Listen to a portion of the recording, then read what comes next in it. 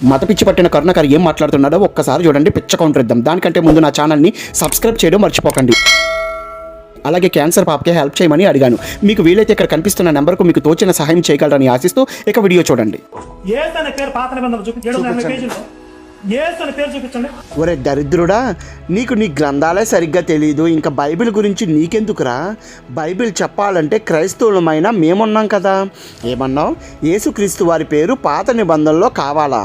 అంతే కదా. ఫస్ట్ క్రొత్త నిబంధన చూడు. మత్తయి సువార్త 1:22 ఇదిగో కన్యక గర్భవతి కుమారుని కనును, ఆయనకి ఇమ్మానుయేలు పేరు పెట్టుదురు. ఇప్పుడు ఇదే మాట పాత నిబంధనలో యెషయా గ్రంథం 7:14 ఆలకించుడి.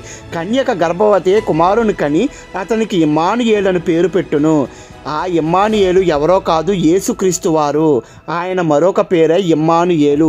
ఇదంతా కాదు తూచి అంటావేమో, కృష్ణుని మరొక పేరేంటి? ముకుంద కాదా? ఇదంతా బైబిల్ రత్న అంటావు కదా, నీకు తెలీదా సన్నాసి? ముందు నీ భూత గ్రంథాలు సరిగ్గా చదువుకోరా దరిద్రుడా.